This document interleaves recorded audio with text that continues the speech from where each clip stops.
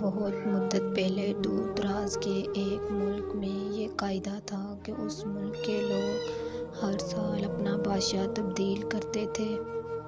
جو بھی بادشاہ بنتا وہ ایک عہد نامے پر دستخط کرتا کہ اس کی حکومت کا 1 سال مکمل ہونے کے بعد وہ اس عہد سے دستبردار ہو جائے گا اور اسے ایک دور دراز جزیرے پر چھوڑ دیا جائے گا جہاں سے وہ کبھی واپس نہیں آ سکے گا۔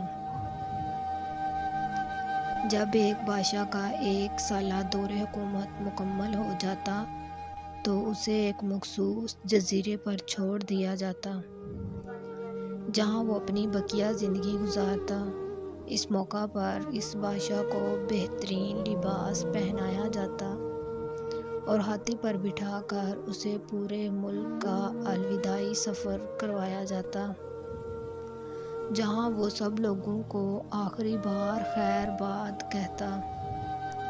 وہ بہت ہی افسوسناک اور غمزدہ لمحات ہوتے ہیں اور پھر وہاں کے لوگ بادشاہ کو اس جزیرے پر ہمیشہ کے لیے چھوڑ آتے ہیں۔ ایک مرتبہ لوگ اپنے پرانے بادشاہ کو جزیرے پر چھوڑ کر واپس آ رہے تھے کہ انہوں نے ایک ایسا سمندری جہاز دیکھا جو کچھ دیر بعد ہی پہلے تباہ ہوا تھا اور ایک نوجوان شخص نے خود کو بچانے کے لیے لکڑی کے ایک تختے کا سہارا لے رکھا تھا۔ چونکہ ان لوگوں کو ایک نئے بادشاہ کی بھی تلاش تھی لہٰذا انہوں نے اس نوجوان شخص کو اپنی کشتی میں بٹھا لیا اور اپنے ملک لے آئے اور اس سے 1 سال کی حکومت کرنے کی درخواست کی۔ پہلے تو وہ نوجوان نہ مانا لیکن پھر وہ 1 سال کے لیے بادشاہ بننے پر رضامند ہو گیا۔ وہاں کے لوگوں نے اس بادشاہ کے تمام اصول اور طریقے سمجھا دیے اور یہ بھی بتایا کہ 1 سال کے بعد وہ اسے فلاں مخصوص جزیرے پر چھوڑ آئیں گے۔ بادشاہیت کے تیسرے دن ہی اس نوجوان بادشاہ نے اپنے وزیر سے کہا مجھے وہ جگہ دکھائی جائے جہاں گزشتہ تمام بادشاہوں کو بھیجا گیا تھا۔ بادشاہ کی خواہش کا احترام کرتے ہوئے اسے وہ جزیرہ دکھانے کا اہتمام کیا گیا۔ وہ جزیرہ مکمل طور پر جنگل تھا اور جنگلی جانوروں سے بھرا ہوا تھا۔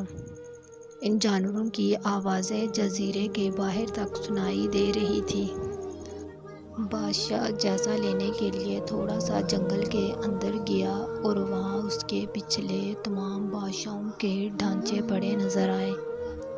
وہ سمجھ گیا کہ بہت جلد اس کا بھی یہی حال ہوگا اور جنگلی جانور اس کو چیر پھاڑ کر کھا جائیں گے۔ ملک واپس پہنچ کر بادشاہ نے مضبوط و توانا جسم کے 100 مزدور اکٹھے کیے۔ ان سب کو اس جزیرے پر لے گیا اور حکم دیا کہ جنگل کو 1 ماہ میں مکمل طور پر صاف کر دیا جائے۔ تمام خطرناک جانوروں کو مار دیا جائے اور سب فالتو درخت کاٹ دیے جائیں۔ وہ ہر ماہ جزیرے کا دورہ کرتا اور کام کی نگرانی بھی خود کرتا۔ پہلے مہینے میں ہی تمام خطرناک جانوروں کو مار دیا گیا اور پھر بہت سے درخت بھی کاٹ دیے گئے۔ دوسرے ماہ تک جزیرہ مکمل طور پر صاف ہو چکا تھا۔ اب بادشاہ نے مزدوروں کو حکم دیا کہ جزیرے پر مختلف مقامات پر خوبصورت باغات تعمیر کیے جائیں۔ وہ اپنے ساتھ مختلف پالتو جانور مثلاً مرغیاں، گائیں، بھینسیں، بطخیں اور بھیڑیں وغیرہ بھی جزیرے میں منتقل کرتا رہا۔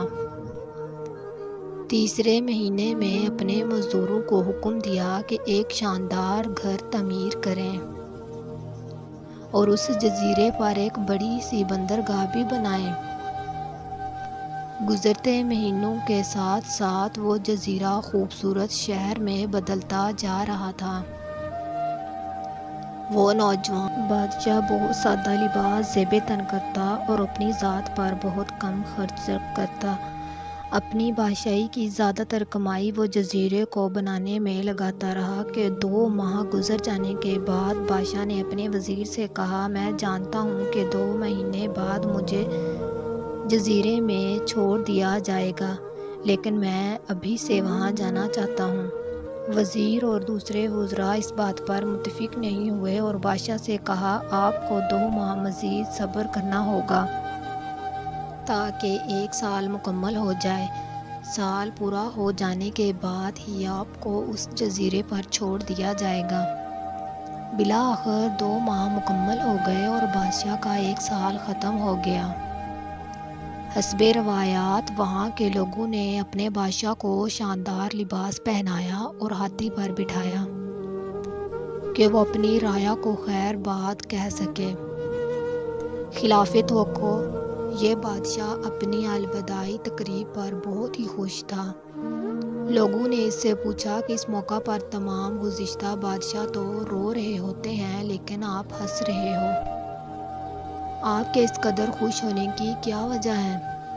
اس نوجوان بادشاہ نے جواب دیا، تمام لوگوں نے داناؤں قوموں کو نہیں سنا، جب تم ایک چھوٹے بچے کی صورت میں اس دنیا میں آتے ہو تو تم رو رہے ہوتے ہو اور باقی لوگ سب ہنس رہے ہوتے ہیں۔ ایسی زندگی جیو کہ تم مرو تو تم ہنس رہے ہو اور باقی دنیا رو رہی ہو۔ میں نے ایسی ہی زندگی گزاری ہے۔ جس وقت تمام بادشاہ محل کی رنگینیوں میں کھوئے ہوئے ہوتے تھے تو میں اس وقت ایک مستقبل کے بارے میں سوچتا تھا اور اس کے لیے لاہ عمل تیار کرتا تھا۔ میں نے اب اس جزیرے کو ایک خوبصورت قیامگاہ میں تبدیل کر دیا ہے، جہاں اب میں اپنی باقی زندگی نہایت چین و آرام سکون سے گزاروں گا۔ If you like this real life story, please comment us below and also share with your friends and followers. If you have a same real life story, please send it to us with your name and city name. We will publish your story here at our stories platform.